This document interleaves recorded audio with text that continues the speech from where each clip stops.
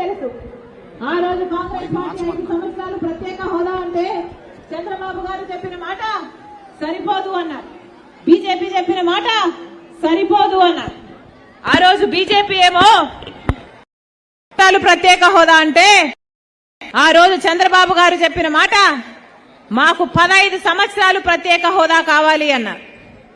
కానీ ముఖ్యమంత్రి అయినాక చంద్రబాబు గారు అదే బీజేపీ పార్టీతో పొత్తులు పెట్టుకున్నారు. వాళ్ళ మంత్రివర్గంలో వాళ్ళ కేబినెట్ లో మంత్రులు చేశారు, మంత్రివర్గంలో భాగమయ్యారు. కానీ ప్రత్యేక హోదా గురించి ఒక్క నిజమైన ఉద్యమం చేయలేదు చంద్రబాబు గారు. ఆ రోజుల్లో చంద్రబాబు గారు ముఖ్యమంత్రిగా ఉంటే జగనన్న గారు ప్రతిపక్ష నాయకుడు. ఆ రోజు ప్రతిపక్ష నాయకుడిగా జగనన్న గారు ఎన్నో ఉద్యమాలు చేశాడు ప్రత్యేక హోదా కోసం.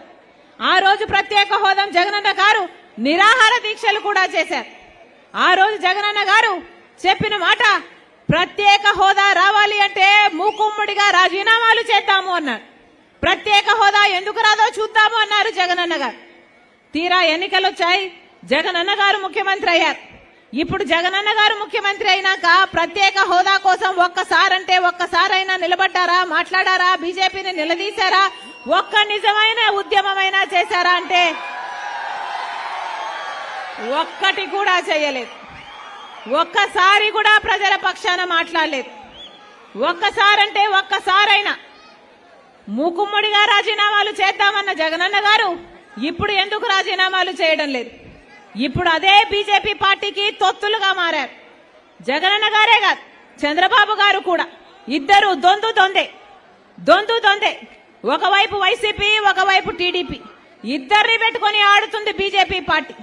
ఆలోచన చేయండి. బీజేపీ పార్టీకి ఆంధ్ర రాష్ట్రంలో ఒక్క ఎమ్మెల్యే లేడు, ఒక్క ఎంపీ కూడా లేడు. ఆంధ్ర రాష్ట్ర ప్రజలు ఒక్క బీజేపీ ఎమ్మెల్యేని గెలిపించలేదు, ఒక్క ఎంపీని గెలిపించలేదు. అయినా కూడా ఆంధ్ర రాష్ట్రంలో రాజ్యం వెళ్తుంది బీజేపీ పార్టీ. ఎలా సాధ్యమైంది ఇది?